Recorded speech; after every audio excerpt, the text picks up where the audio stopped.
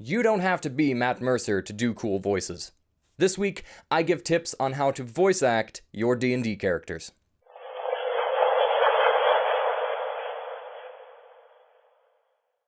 Hello players and GMs, I am Reese, and welcome to another video by Jetpack7. Before we get started today, I just wanted to take a quick moment to thank everyone who has been supporting the channel thus far. The comment sections have remained wildly positive despite me having some pretty unpopular opinions, and for that I am incredibly grateful. I'm so glad that people can disagree with me and still remain supportive and open, even if I think their favorite archetype isn't the best.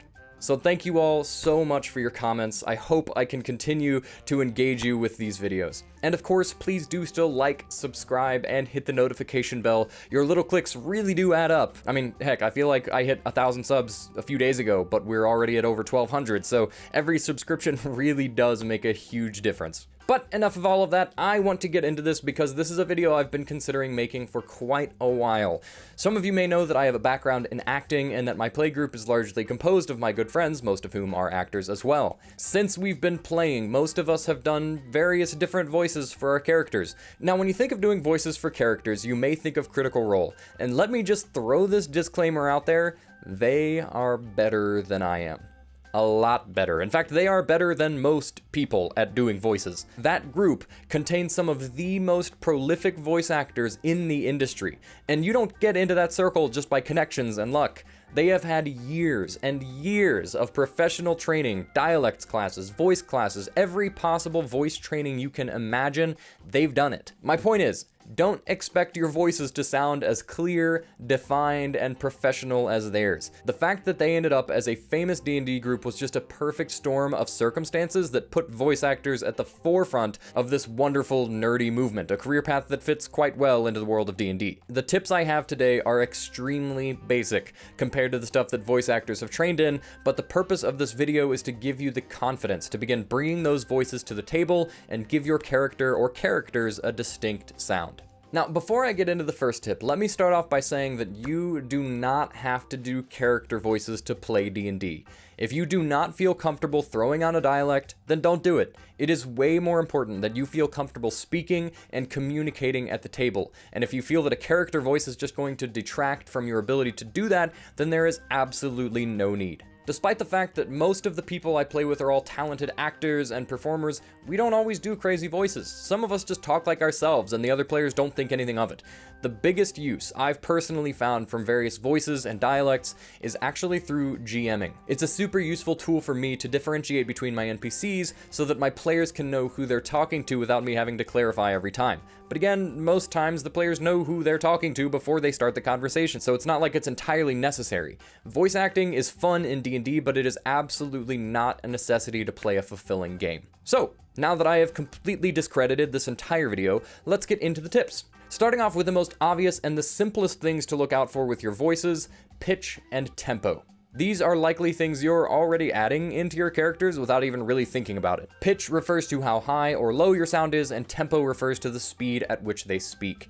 It may sound obvious, but these can actually give a pretty big insight into a character's personality and physicality. Obviously, if you're acting as a younger character, then the pitch might be a little higher, a fully grown character a little lower. The most important thing with pitch is to remain consistent through characters. If you give a character a high voice, make sure you try to come back to that same place in your voice whenever you're playing that character. Pitch is one of the first things we notice about someone's voice, consciously or not. So if that changes suddenly, then it can really throw us off, and in D&D that means we're not going to know who we're talking to. Tempo is one of my favorite things to play with in a character voice because this can really indicate a personality. If you meet someone who speaks very quickly and who rushes through their words, then it can give an indication that they're maybe a little jittery and nervous. If you meet a character who speaks slowly, almost regally, it can give you a strong impression of a very high view of oneself. But you can also flip the script. Sometimes a quick speaker is extremely confident in themselves, not giving the other people involved in the conversation a chance to interrupt or even fully grasp the sentence that the quick speaker is saying to them. This is a very common concept in acting, of playing to opposites. Rather than assuming the typical image of something, explore how the opposite of that may look and sound. Let's say you see a massive orc wearing chainmail wielding a vicious blood-stained greatsword. The pitch and tempo we expect would likely be low and slow. But why not flip that on its head and give this orc a high voice and a fast tempo? I don't know how that may affect that character's personality or how you play them, but I'm sure it would create something different from the kind of orc we're used to seeing. And I would absolutely love to see that character be played. So yeah, pitch and tempo can not only indicate what character you're voicing, but if applied in a very intentional way, they can actually help you form that character's personality, kind of organically. The next tip is something you'll see voice actors do in the booth all the time.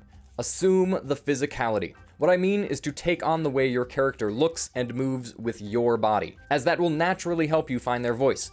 I think Matt Mercer is a great example of this while he's GMing. His face contorts in such wild ways when he's playing certain characters, and if you watch closely enough, he's an expert at returning to that very same physicality every single time he voices that character.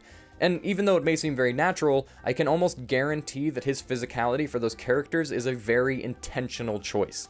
His posture changes, the way he looks around at the players changes, everything morphs to fit what he imagines this character to be, and I bet he'd struggle to do the voice a little bit without assuming that physicality kind of on accident. This can be especially helpful to GMs because not only would it help you out with whatever voices you're trying to portray, it will also give your players something that they can see to latch onto to indicate which character they are talking to. I personally have also found that adding physicality into my characters also just helps add some oomph into the voice I'm trying to do. The difference between playing an old man and just doing his voice and actually hunching down and maybe adding a little shake can really shake things up a bit. A quick little story to reinforce this idea is the story of how Gollum ended up being motion captured. Originally, Gollum was supposed to just be a fully animated character, but when they saw Andy Serkis doing Gollum's voice, they knew they had to capture his physicality. His facial expressions and movement added so much to the character that they just scrapped their original idea and ended up doing motion capture instead.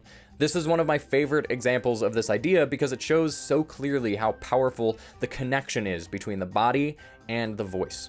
My third and final beginner tip is pretty simple, but I think also the most difficult one to truly grasp. There is no f***ing up. From what I've seen, the biggest thing that hinders people from fully committing to a character voice is the fear that they'll screw it up or sound stupid or something like that.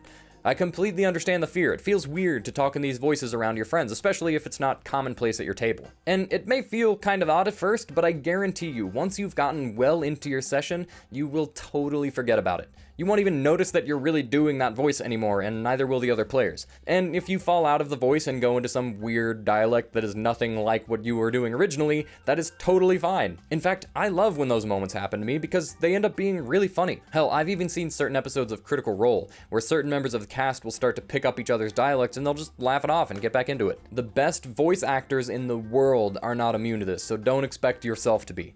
Fully committing to a voice may seem intimidating at first, but if you just go for it with gusto, it will actually make the voice sound more clearly defined.